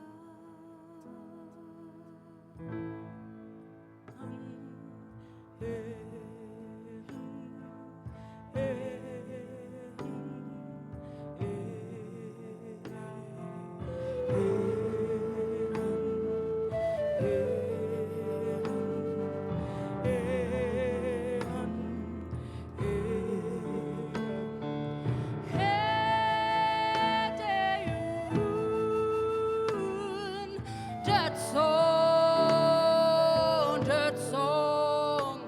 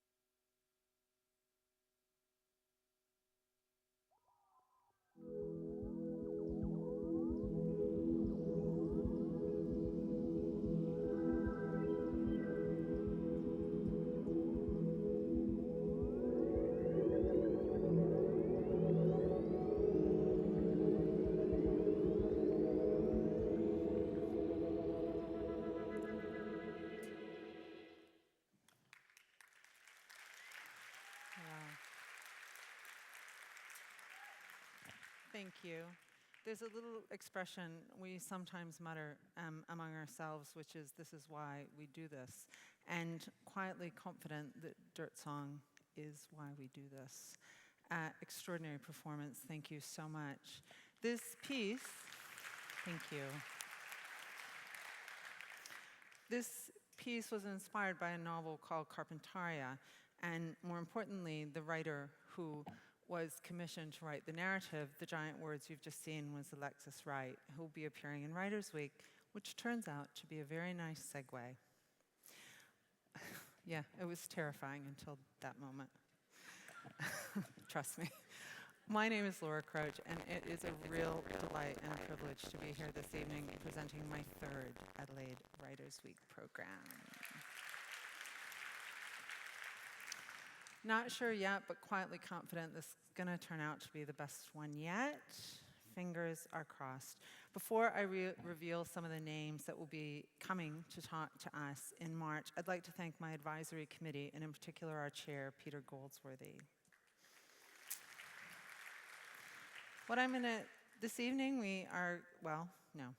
This evening we are announcing 67 writers, and you'll be able to see that full list in the program when you get one as you leave. What I'm going to do this evening instead is run through some of the highlights, and I'm going to begin with the stars. We've got some real star power this year, and it is an honor to be bringing Margaret Jabal, Alexander McCall-Smith, and Elizabeth Gilbert to Adelaide. Margaret Jabal is a must-see. I'm quietly confident she won't be returning to this part of the world again. The new novel is fantastic, and she is, in truth, a living legend. Alexander McCall-Smith is the most charming man upon this planet, and this terrific writer is actually more fun in real life than he is on the page. He will be huge, uproarious fun. Elizabeth Gilbert of Eat, Pray, Love mega fame is in fact a novelist, and she returns to us with a novel, a very fine one. It's the story of a lady botanist, and it includes some very juicy bits. Lots of juicy bits. Fiction is at the heart of this festival, and this lineup's stunning. It is a delight to be hosting the 2013 Man Booker winner, Eleanor Catton, the 2013 Miles Franklin winner, Michelle de Kretzer, and I am fairly certain the 2014 Miles Franklin winner, as my prediction is it will come down to Richard Flanagan and Alexis Wright. I'm also enormously happy to be hosting two terrific American novelists, David Vann, who I suspect you all know, and Rachel Kushner, who I expect not many do. Yes, someone does. The Flamethrowers is among my novels of the year. One of the great pleasures in presenting this program is that we are able to support emerging writers. And this year we have a fantastic lineup, including our very own Hannah Kent, who someone had to email me today to verify it was a first novel, and I was also able to assure them that the film is underway. Alongside Hannah, we have the extraordinarily talented Fiona McFarlane and D.W. Wilson, who's a young Canadian writer. I would say that between those three, and I'm sure you've already read Hannah, your summer reading sorted. This year is, next year, 14, as you know, is the centenary of the First World War. And as we anticipate the centenary of the Anzacs in 2015, we have made a decision this year to focus on the First World War as a European war. We have invited three of our most celebrated historians to come to Adelaide and to have a conversation about the origins of that war. Nonfiction has become, for us, one of our most popular aspects of the program, and I'm thoroughly delighted to be hosting Young Chang, who you will all know, for her earlier work. And can you believe I've just forgot Wild Swans? Almost forgot the name of it. As well as Marcus Chown, who is arguably the most famous science writer in the world, and my personal favorite, Dermot McCulloch, who is the most famous church historian in the world, and a very naughty, fun person. For the first time in the history of Adelaide Writers Week, we will be discussing the twilight world of comics. Comics Can Do Anything is a day that will take place here in the Festival Theatre, and it will feature the one and only Alison Bechdel, who is the most famous cartoonist in the world, and it's her very first time coming to Australia. It is unbelievably only since 2012 that we began our kids program, and it's doubled. So exciting is it that this year on both Saturday and Sunday we'll be running the kids program, and in our Crazy Story Tent, which this year will be red, we'll be hosting not only Men Fox but Andy Griffiths. The wonderful Asphyxia will be coming. She is a performer who performs in Ausland, and her stories, you'll know her from the Grimstones, are translated back into spoken word. And most thrillingly for me, we have real Punch and Judy, which means the parents will be appalled and the kids will be thrilled. Yeah, the proper kind. That's us. Thank you so much for coming, and I look forward to seeing you in March.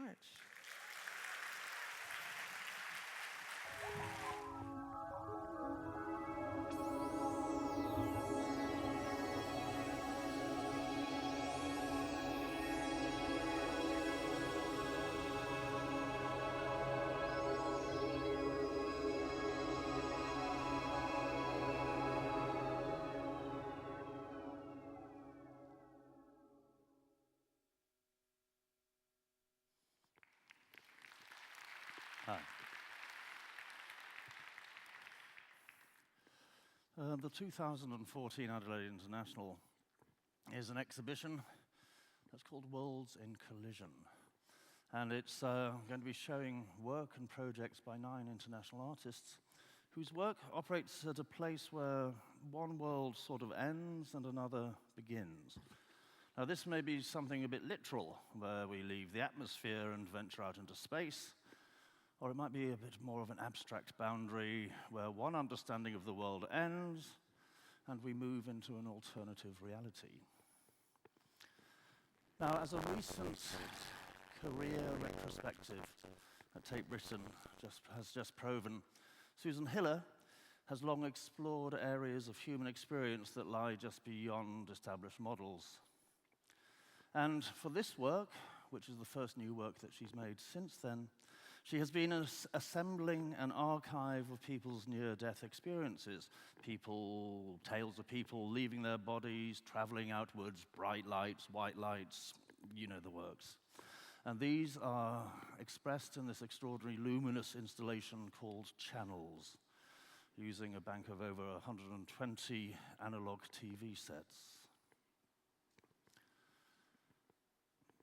Paul Lafferty, who's being recognized now as one of the most extraordinary visionary artists working, trained in classics and then in architecture at Harvard.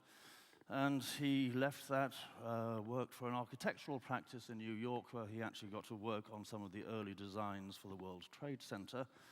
And in 1965, he set up the Boston Visionary Cell. And this is a small room from where he generates intense, complex paintings, plans, and collages. And we are very lucky to be able to show a small retrospective of his work. Now, he considers these not to be paintings. It may look like one, but it's a machine. And it's a machine that allows us to understand the physical and philosophical structures of the universe, the natures of extraterrestrials, and the possibilities of time travel. Radha Martino, however, doesn't use painting. She uses Google Maps to find ruins in the deserts of North Africa.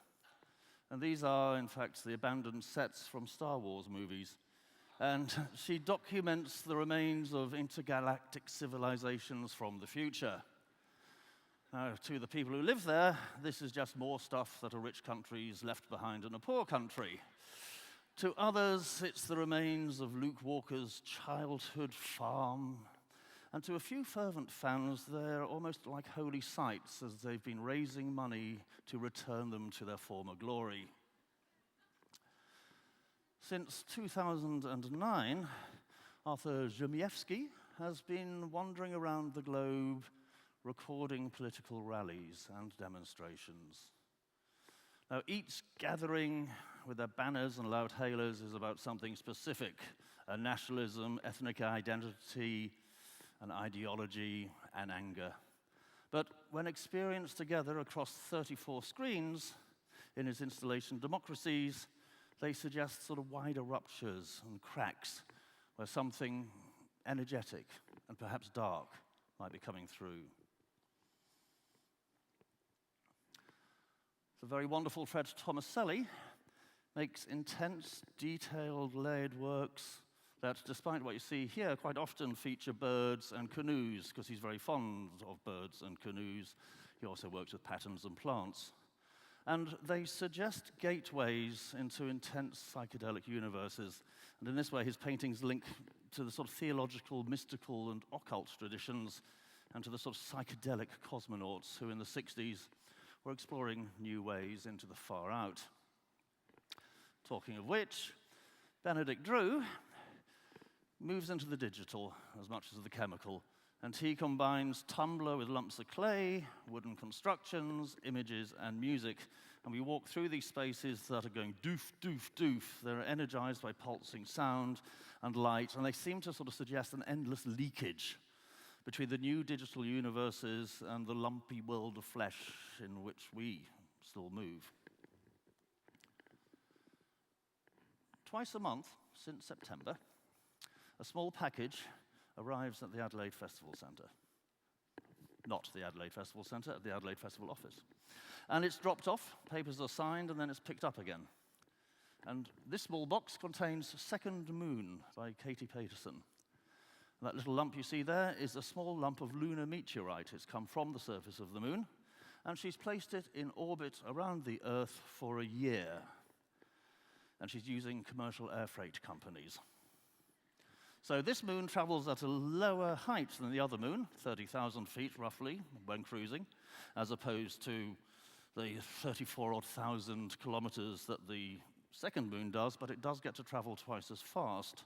And through an app, we can map its progress and its position in its relationship to where we are, to where the moon is, and in relationship to the orbits of the other planets in the solar system.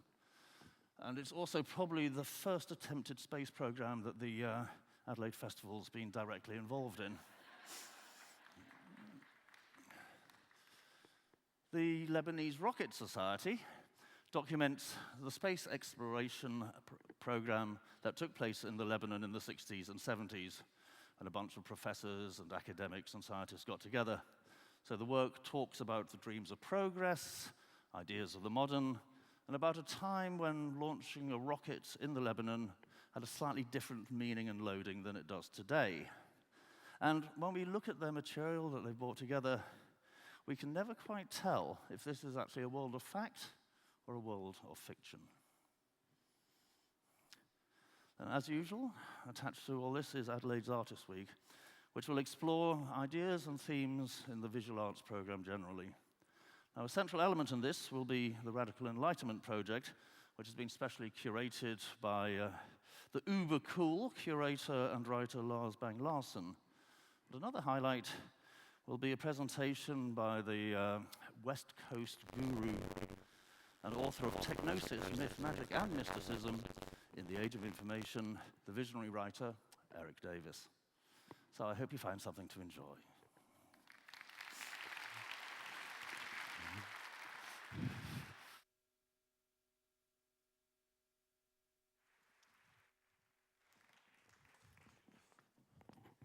Me again. Home stretch. Alcohol is really close. Well, it is for me, it's right there. It's quite close for you as well. Thank you. It is one of the fantastic things about this job is you get to work with really smart people. And it's fantastic having Laura and Richard to work with on the program. It's also fantastic working with Nick Mitsovic, who this year will curate his own biennial of Australian art, going to the dark heart of art in Australia, of which there's quite a lot, turns out. Funny that. It turns out we were both reading Robert Hughes' Fatal Shore at the same time. Some quite depressing conversations ensued, I have to say. But Nick's done an amazing job of curating the most extraordinary work from all over Australia with some fabulous, there's a whole, trust me, you don't want me to start going through the list. We'll be here all bloody night. Just go. Nick is an extraordinary visionary curator and director, has done a fantastic job at the gallery, and I'm delighted that he's doing this himself because he's come up with an amazing show. As I am for the next show, that Troy who's doing, it's the 40th anniversary of Tandanya, and Troy Anthony Bayliss came to see me and said, what do you want? Because obviously the 40th anniversary by definition takes place all year. He said, what do you want for the festival? I said, I want the most interesting new work. I want the cutting edge. I want the contemporary, because that's what makes sense in the context of the rest of the festival. We don't want a historical show. We don't want an ancient review show. We want cutting edge. And he's been as good as his word and come up with a fantastic, it's basically 4 shows. It's a review show of the 4 most interesting artists working in the Aboriginal contemporary art world at the moment. And it's a really, really brilliant show. And it's all the work that I could never hope to come close to, the knowledge that's necessary to do this stuff. So I'm enormously grateful to them all. All right, so home stretch. Womadelaide, Adelaide, of course. Oh, no, hang on. What's that doing there? Womad's supposed to be next. Jason Sweeney's next. Speaking of local treasures. Good old Jason. He's a one-man local treasure. We did Stereo Public last year. And that was the finding quiet spaces in busy places, which, of course, I never got the chance to do because I was too busy. But Jason, he won the TED Innovation Prize for that. And this year, we'll come up with an ambient radio station that you can tune into from your phone or go into various physical pods around town. I know there'll be a couple in the library. They're going to be around the place. Go onto his website. It's great to have someone like Jason around. He's a true visionary, and it's a real pleasure to have him back in the festival. As long as he keeps coming up with new ideas, I'll always put them in. All right, I'm completely out of order now. There's Womad. So Womadelaide is back, apparently with lots of gents' toilet signs dancing. No ladies' toilets, apparently, but there will be on site. And Womad is, I constantly get asked, oh, don't you want to separate out all these things? And I have to say, no, I don't. It's fantastic, and I know it's busy, and I do feel for you. But I'm a big fan of the critical mass of what happens around the festival, and that there's so much on. And obviously, you have to make choices. I understand that. Trust me. You should try being me. I book these things. Try getting to all of them. And Womadelaide is obviously came out of the festival. It was started. It was Rob Brookman started it when he was in charge, and it's the only Womad in the world. And Womad is everywhere, in lots of places anyway. But it's the only Womad that came out of an established festival. And the Botanic Gardens, by the way, I have it from the horse's mouth, is Peter Gabriel's favorite site for Womad on the planet. And it is the perfect place for a music festival and the most civilized festival site in the world. And I feel like it's a part of the Adelaide Festival. And so if that sounds defensive, it's just because journalists keep asking me if it should move. It shouldn't move. It's right there in the heart of the festival, and there it will stay. Okay, and long may it last. Doc Week is another thing I'm extremely happy to have in the body of the festival. It was a huge success last year. And we've got, it has that same, oh yes. Little murmur there. Yeah, another strong local connection apparently. I don't think I'll get to see this. It's only on the one night, and I've got about 9 other things in the festival. I'm dying to see it, though. Directed by Alex Gibney, who did Enron's Smartest Guys in the Room, and Taxi to the Dark Side, and all these amazing documentaries. But this will open the Doc Week public program, because there's an industry side and a public side. And I know there's some, he does the most, Joost is a fantastic festival programmer, and he just rang me on 3 days ago to tell me about this. So I like the murmur, though. That was a good murmur. Well done. All right, we're almost there. We are working very closely with the South Australian Museum because of the whole Edie Akron connection. I have to say, it's been a fantastic relationship. And they will run a whole program. They got very excited. We got very excited. We're all just excited. And I'm extremely indebted to Andrew Lowe and his staff at the museum. They've got involved. There'll be a whole kids program around the theme of fossils and the Edie Akron that will run for the entire festival on North Terrace. And it is great to be able to collaborate with the museum and with the gallery and to have these North Terrace institutions involved with the festival. We just need the library and David Jones now. Then we've got the set, I reckon. Okay, okay. So, okay, all right. Now, I don't run that video yet. Hold that button. So, Barrio's dead, and I reckon that's okay because we're not supposed to just do the same thing over and over again. Then we just become the Gardens, and we are. We can cut this out of the stream later, right? No, we can't. Oh, okay. Oh well.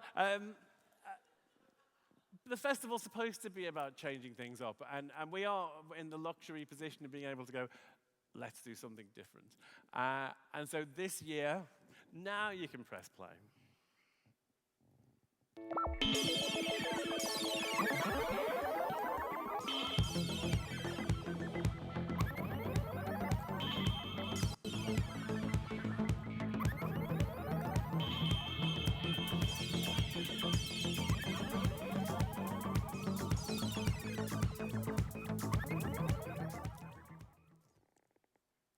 Lola's Pergola.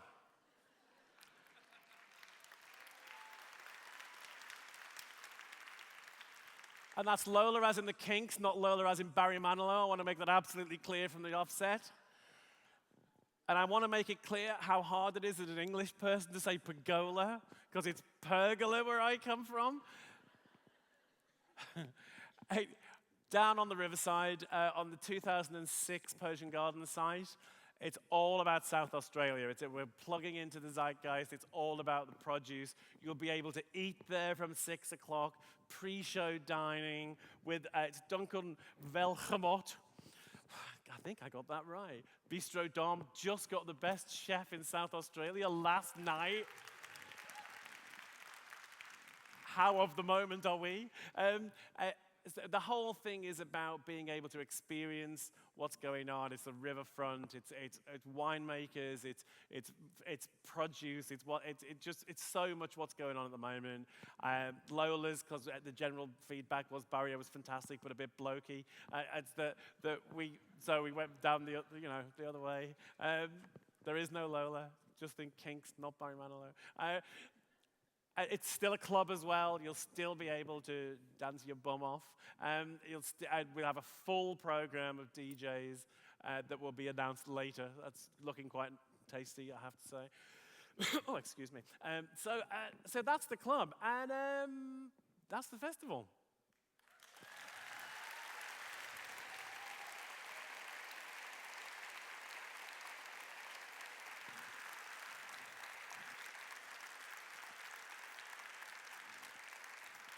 Is that all right?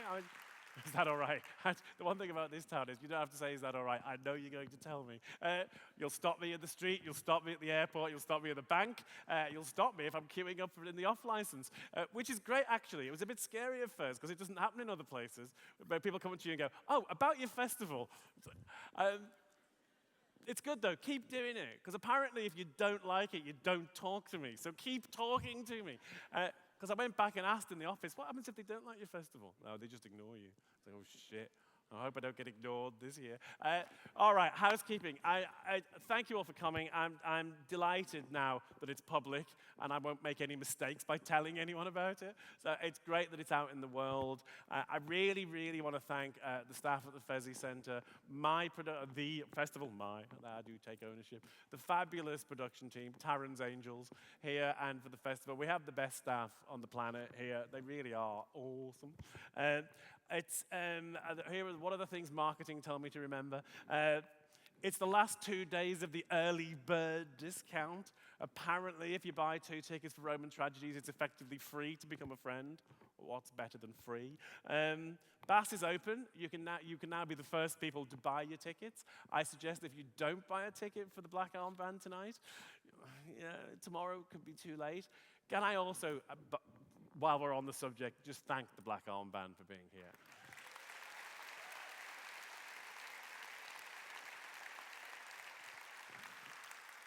I will see you at the festival, and I'll see you at the bar. Go and get a drink. You've earned it.